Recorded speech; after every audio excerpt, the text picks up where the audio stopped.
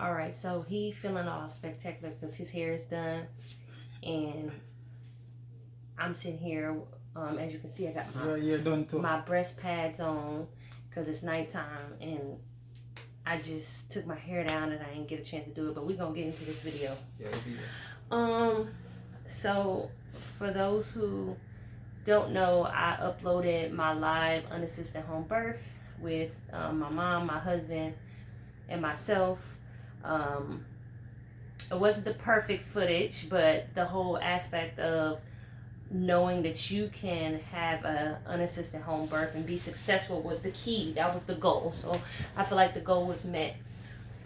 We just wanted to tune in just to give everybody an update and let you know how we're doing and just some pertinent things that you might want to know in regards to having unassisted home birth.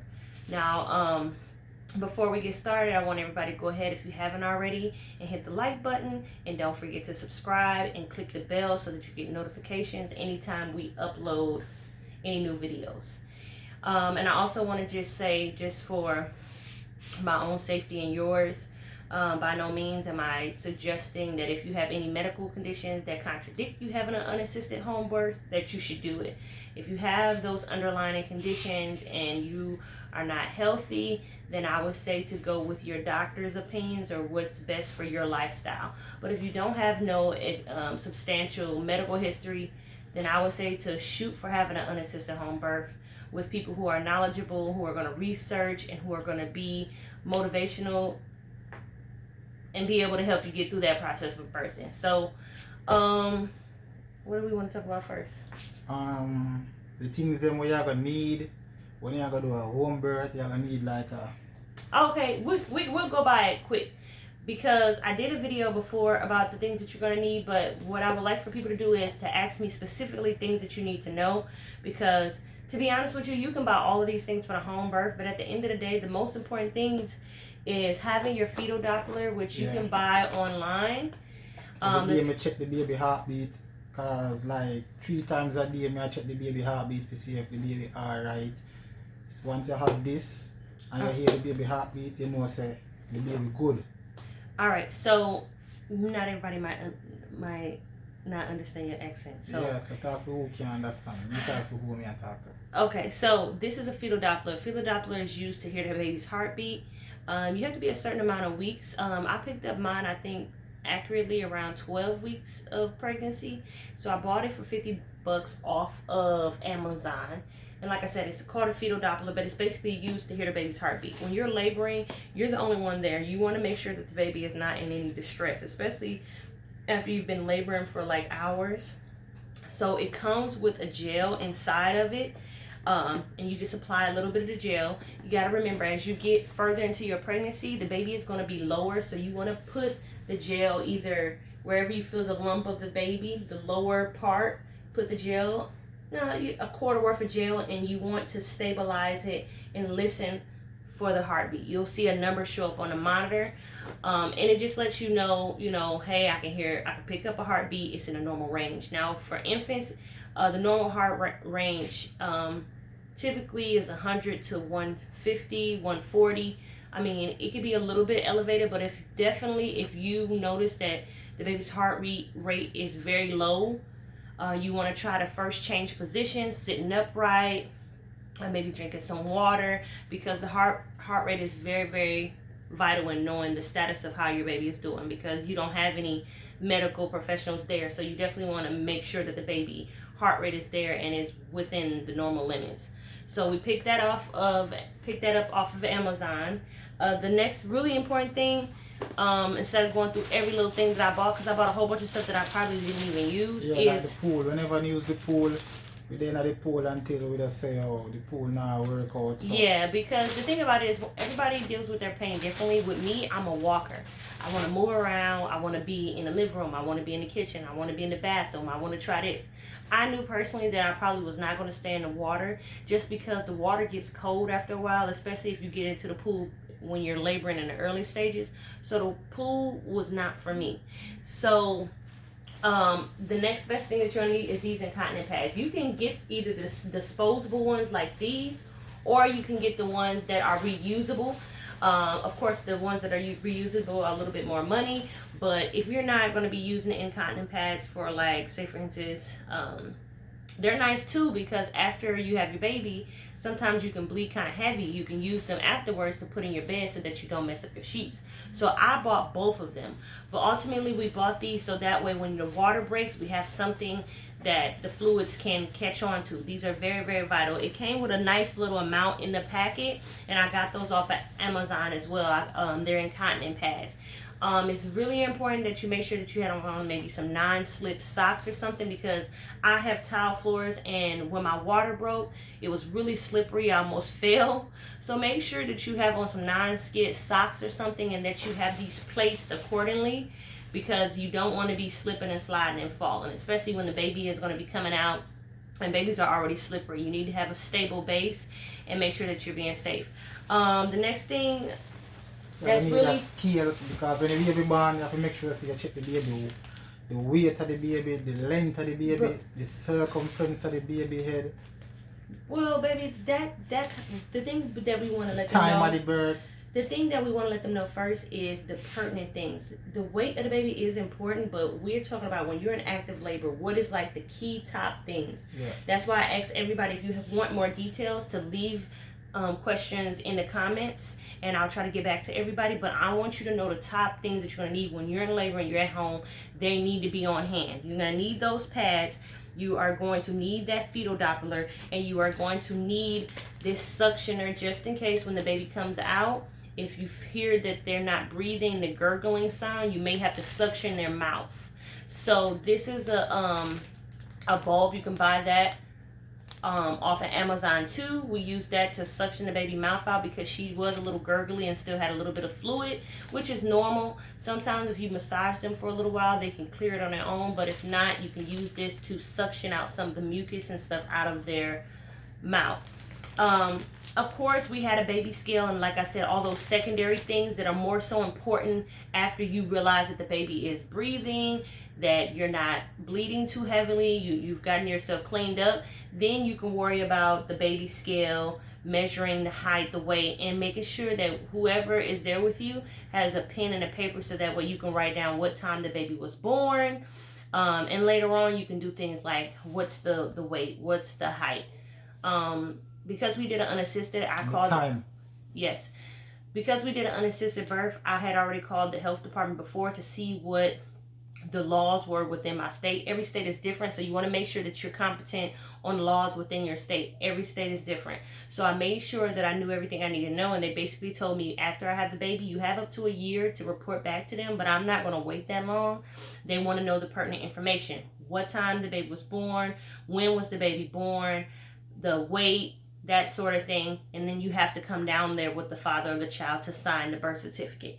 So you can call your local health department to get information about what what the laws are as far as having an unassisted birth, and what the stipulations are as far as when you have to bring yourself down there to get the birth certificate after the baby is actually born. I know another thing that you may want to know is, before you actually go into labor, make sure you have 2 forms of documentation, either from a doctor or a walk-in clinic, stating that you were pregnant. You need 2 different ones, so you can have like your ultrasound for proof of pregnancy, and then maybe picture your doctor's appointment. You went to one doctor's appointment for something else, so you need 2 forms of pregnancy proof. And what I wound up doing is, I just went to a little clinic and had them test me for pregnancy, and had them sign saying that I was pregnant. And then I had paid out of my personal pocket to go to an ultrasound Groupon that I had got, so that I can know that the baby was developing normal, as far as she has head, she has nose, she has legs and arms. So those are the things that I did, just to make sure, because even though I'm doing it unassisted, I want to know my baby is healthy. So I made sure that I, had the ultrasound, had everything set up. What else do we need to cover? Baby is doing fine. Yeah, she alright. She asleep now. She eat. She healthy. She every minute she a smile. She look just like me. Yeah. So yeah, man. And this is my first unassisted home birth, but I have 3 other children. And I did have them in the hospital, but I've never had like an epidural or anything like that. I've always did it pretty natural. I showed up to the hospital exactly when it was time to push and pretty much labored at home. But this time around, especially with COVID and me being more competent and I'm a registered nurse, I said, you know what? I'm going to be at home. And even though I don't specialize in labor delivery, I know that my body was going to tell me what I needed to do. It's really important that as a woman, you know what your body is telling you. You know, when you're in the beginning stages of labor, you know, you thinking, okay, I can handle this. But it gets intense. And if you're going to have an unassisted home birth, you have to have somebody who's supportive. You can't have someone that as soon as they see you in pain or you crying out, they're not going to be able to stabilize you and keep you focused. So that's why I decided to have my husband and I decided to have my mom. My sister was there as well, but she was more black so. Man. You don't know, strong black man if you did it. Some of my friends, them say, oh, them kind of scared, them wouldn't do this, them not so brave. Even my father, I say, oh, me too brave. My mom was on the phone and she was even saying go to the hospital the day before. Because what happened was I was checking the cervix. Okay, so before you say that, because let me tell you something.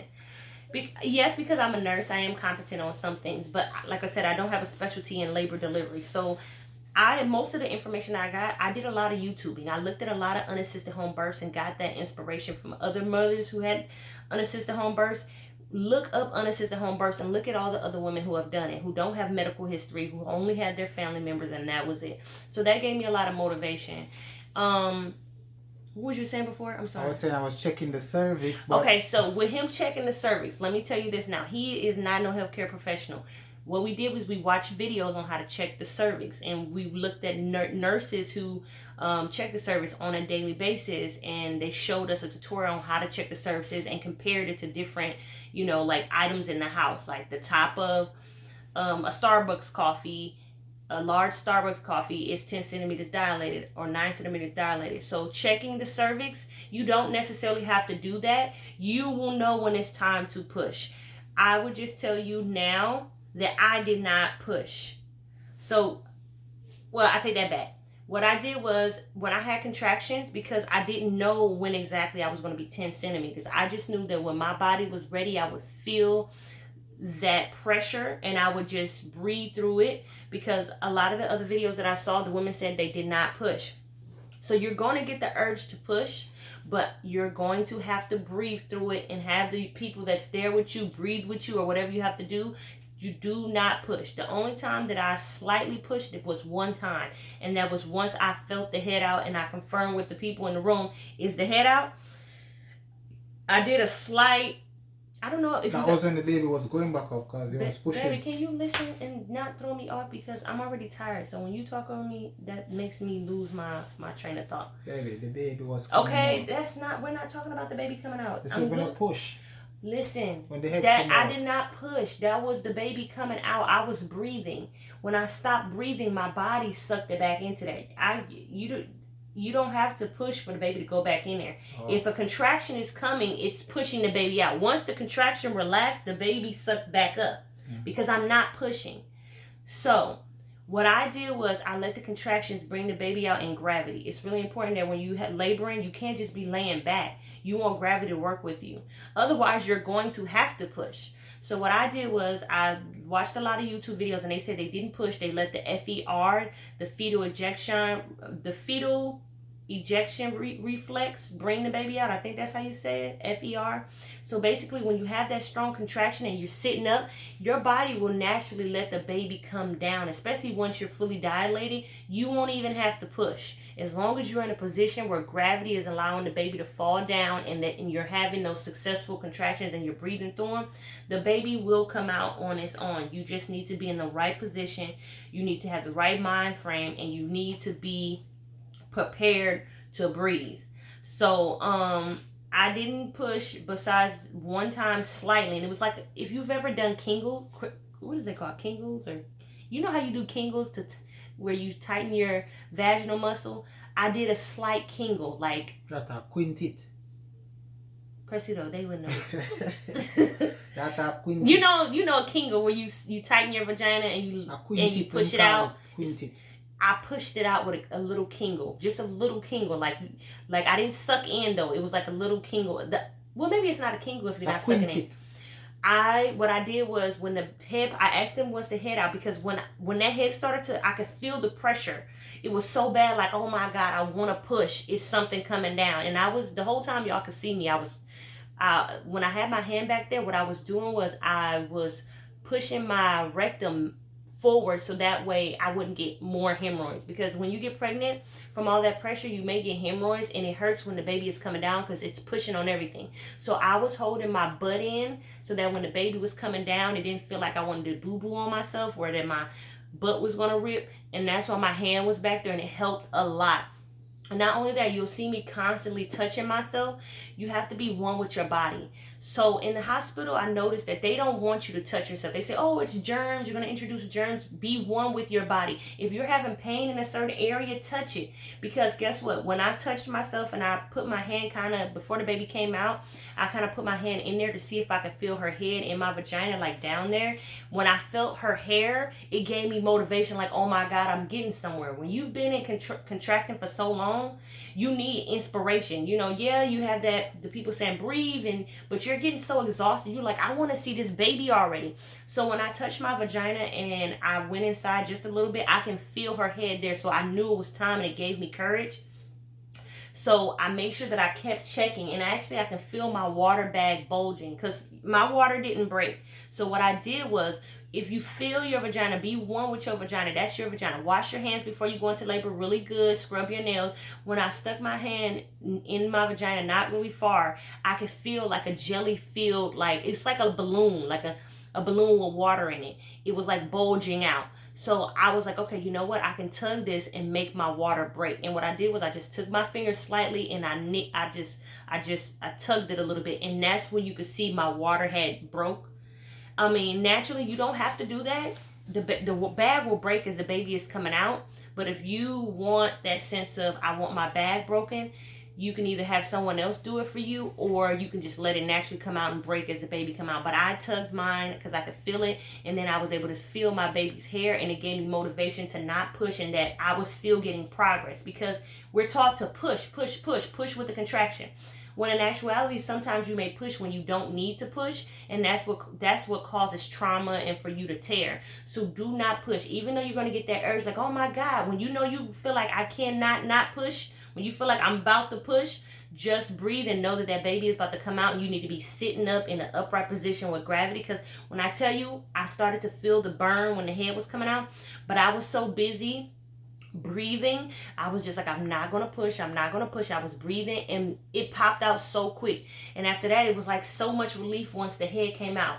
It wasn't until the next contraction that I slightly pushed, and that was for the shoulders. And like I said, it wasn't even like it was just like a slight little pop push, like a push, and the baby came right out. And I'm sorry, the camera, like I said, the camera failed because, we're not even going to go into that. The camera failed because everybody was paranoid to make sure they caught the baby. But the baby was caught, and I did not push, okay? Just that one little slight time. So just remember that, if nothing else. Remember the few things that you need. If you guys have questions in more details, as far as, I know people was asking about the placenta. I'm sorry I didn't record that.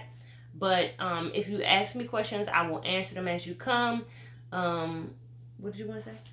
I was just saying, in concluding, we just want to let everybody know that it's not a hard thing to do once you put your mind to it, All of my friends out there, all of my families out there who had doubts and were afraid for me taking on this journey, just know that it's not a hard thing to do once you put your mind to it. Just be brave up and stand by your woman. If she says she don't want to go to the hospital, don't be panicking.